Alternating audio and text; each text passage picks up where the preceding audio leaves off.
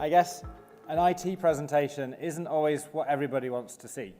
IT presentations, let's face it, aren't always the most exciting, often have lots of acronyms, lots of stuff that people get a bit fed up of. So I'm going to try something different. Who knows what, everybody will know what Siri is, I assume. People with an iPhone, they press a button, it's like the answer to everything. Siri is able to answer questions that you never even thought you wanted to ask. So let's try Siri, see what Siri thinks about what we need to do. What are we trying to do here in Ireland? How are things different? So let's ask Siri about some examples of integrated healthcare. Digital solutions or processes, she says. So let's have a look at both, see what she comes back with. Some examples of actually healthcare working and using technology really, really well across Ireland are probably the things we should cover first. One of the things about being in the job that was eloquently described this morning as the third hardest, which is a bit scary, is actually people say, we've got a lot to do, we haven't done things. And actually when you get out there and see, there's some examples that are probably globe firsts for people in Ireland using innovation, using technology to improve healthcare. This is the Heartbeat Trust and Novartis working with St. Vincent's to actually every Tuesday lunchtime open up the cardiovascular team to GPs to have across a big group of people a discussion about patients, not revealing patient identity, but actually enabling clinicians to come together, share experiences, a high-quality technical solution, and actually start to understand how and where different processes can be changed and how patients can be looked after. This is an absolutely phenomenal solution, what Siri's found here. This is the Hemophilia solution. And the ability for a patient to be at home, received their treatment just in time, for us to know exactly where that treatment is, to barcode scan from an app where that patient is, and the fact that their drugs are safe. To be able to recall drugs in 10 minutes, to actually have a process that's supported by technology that would allow the patient to know there is something wrong with their treatment and to have it sent back 10 minutes after that discovery is made. There isn't anywhere else in the world that's been able to implement something like this on the scale that Ireland has, something that we could build on, something that makes massive financial savings. €5 million a year is saved through stock rotation, for want of a better way of putting it. And in 2015 already, the organisation is looking at an additional 1.6 million saved through treatment of haemophilia through using this system. What's probably the most important part of this one, though, is that patients are empowered. In their pocket is a phone that tells them the bleed they've had, the type of treatment they need, and the ability to scan that treatment in so everybody knows they've received it. Truly end-to-end, covering patient and clinical time, ensuring that the patient is empowered to provide their own care. Slightly odd piece of innovation in the Mallow Primary Care Centre. How do we stop a screen being in front of a clinician when they're talking to a patient? They invented the fact that the screen and the keyboard is actually underneath the desk. So when the clinician is sat talking to the patient, they can see the screen, they can do the notes they need to, but the screen isn't between them and the patient. Truly simple in many, many ways, but across the whole primary care centre, that's been put in. Something that just you wouldn't expect to have such a big outcome and input. One that I'm talking about an awful lot, and somebody recently said probably talking about too much, is the epilepsy electronic health record.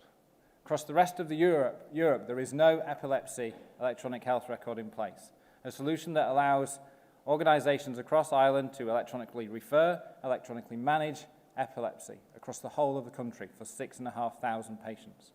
A solution that we're now building on, and a solution that will have the first individual health identifiers implemented into it later this year. And then something that I was shown this week, TCP Home Care have a virtual hospital for 4,000 patients who receive care at home to the quality from an information point of view of a hospital system. Clinicians going into the patient's home, patients able to access information about themselves from an electronic health record. That's 4 examples of stuff that we should build upon, the building blocks, not pilots, as was said earlier, to actually start to create a digital fabric, as it's becoming known globally, to support healthcare across Ireland. So I guess Siri always wants to know what else she can help us with, and we better give her a quick thank you and just check that they really are all Irish examples, and that they are exemplary globally. I mean, Siri knows the answer to most questions, so well, we better not actually get the answer to that one, I guess. When I joined 9 months ago to the week, one of the things we said was, this slide must appear in everybody's presentations, because this slide puts the patient at the center of everything they're doing. Even this morning on Twitter, people are saying, but what about the patient? How do we put the patient at the center of the electronic health record? What we must always remember from a technology point of view, this is how do we deliver information to patients to help them have information about the care they need to receive, as much as it is about putting information in front of clinicians. In 2015-2016, we have a number of strategic programs, and I'm going to go through these quite quickly to give you a bit of an update on where each of those are. The electronic health record. We have run since November industry engagement across 25, 26 global providers of an EHR. Yesterday, we were able to publish effectively what is known as the Case for Change, a document that describes what type of electronic health record Ireland needs, how it should be delivered, where it should be delivered first, and what the timescales are for doing that. We're now in the beginnings of the business case. That will be delivered in December, and then we need to make some decisions about how and where we implement an electronic health record. A huge step forward for what we're trying to do. As the Minister said this morning, the individual health identifier is now passed over to the HSE for us to deliver. The solution is now built and ready to be populated. That will be done in the next 2 weeks, and before the end of September, every patient in Ireland will have an individual health identifier. A huge leap for us to actually create an individual identifying point that allows the sharing of information safely and securely. An individual health identifier that patients will be able to use in care, but don't have to use in their care. The National Children's Hospital continues at pace. A phrase used around making the hospital born digital is starting to sort of become part of common parlance, it would seem. But certainly it's a big piece of work for the team to understand how do you create a brand new hospital that only allows for care to be supported digitally. And that's a big piece of work for my team. E-referrals, something that grew out of a pilot that was going to be stopped. In December, a team came to see me to say, we've done this great work in Cork and Kerry, we're finished now, we're going to close it. So we said, let's not do that. Let's continue to roll out e-referrals. And over the last week, another 6 hospitals have started to accept e-referrals. Sligo, Letterkenny, University Hospital Galway, Merlin Park, St Michael's and St Vincent's. All chief execs of all hospitals have been asked to understand how and when they can implement e-referrals between now and March of next year.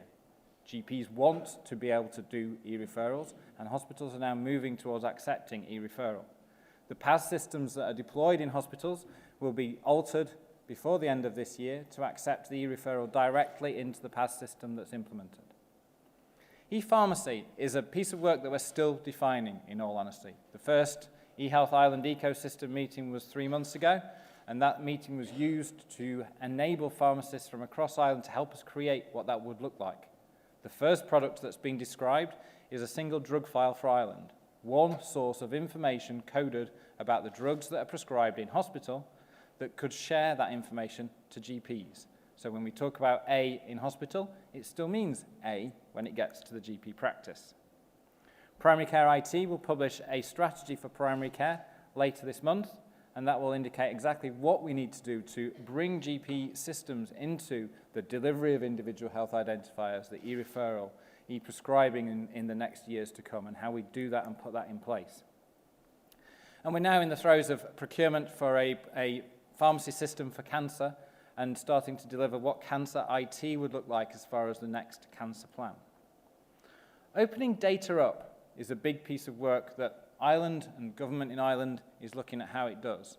Certainly, we have started to create a program to understand what data the HSE has that should be in the public domain. If it isn't revealing the identity of a patient or a clinician, it should be there for people to analyse, people to do things with. There are cleverer people than there are in the HSE who do stuff with data, and we want those to be able to get at that.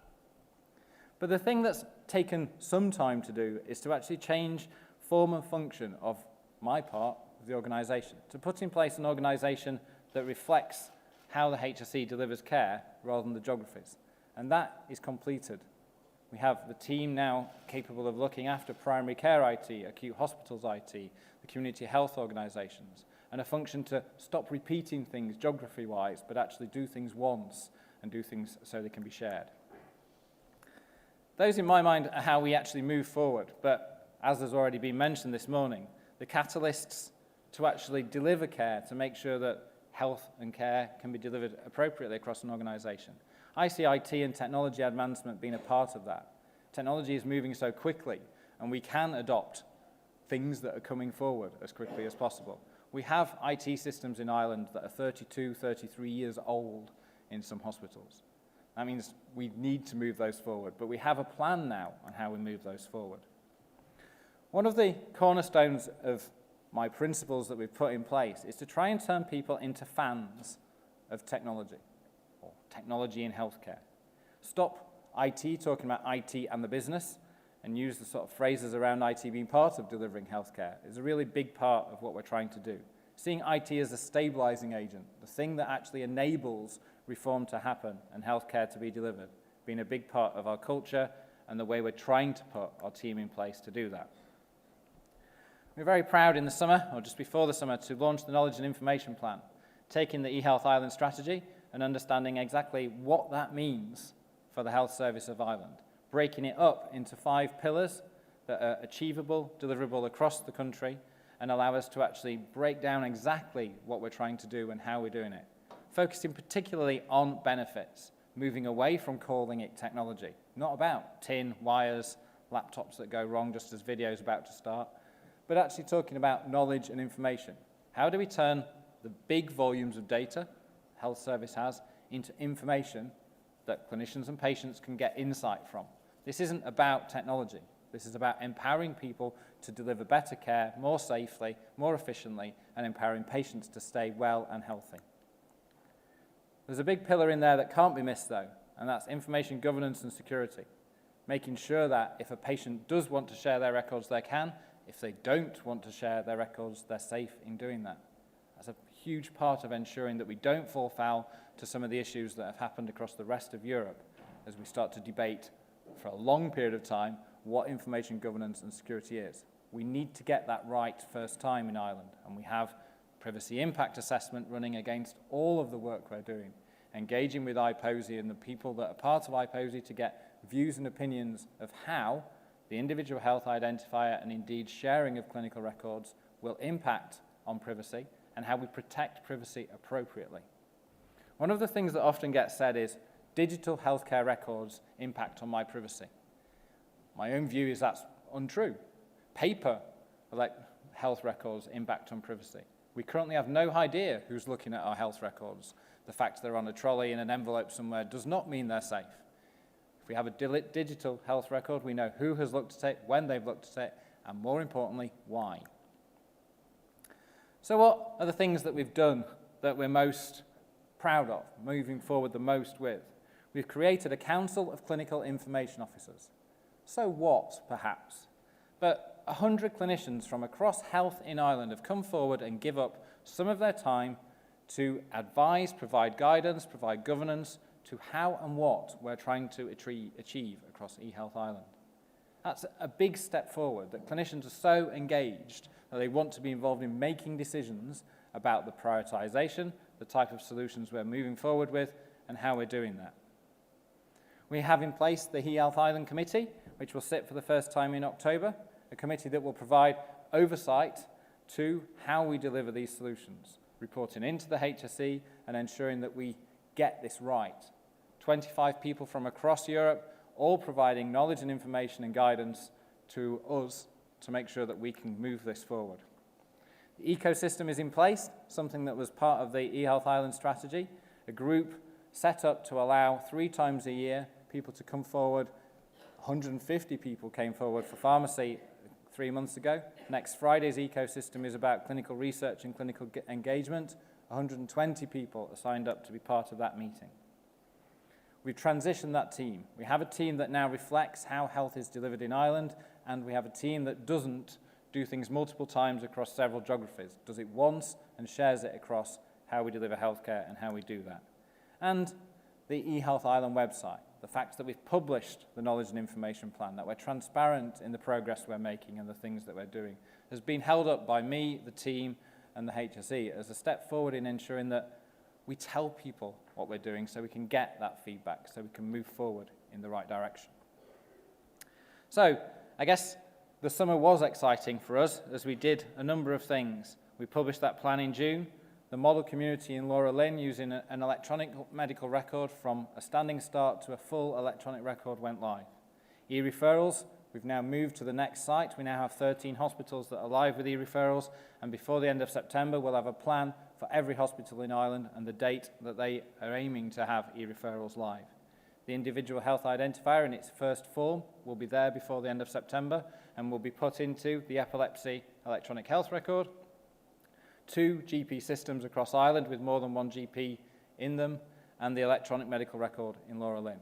We will then learn lessons from how those systems are connected and begin to understand how we roll those out next year. Any new system that is procured, including the new lab system and including NIMIS, the PACS system that's there, will have the IHI applied to it.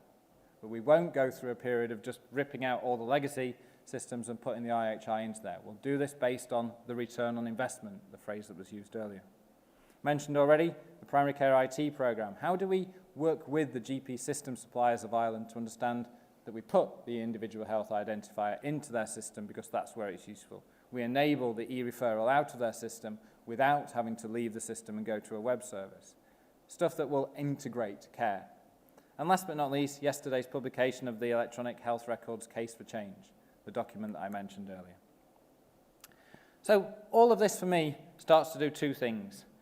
Move Mars closer to Venus, maybe, but also start to actually look at how clinicians and people who work in technology come closer and closer together, so that actually we're not talking in acronyms, we're not talking about tin and wires and megabytes and Wi-Fi, but we're talking about benefit and knowledge and information, releasing and changing how we do.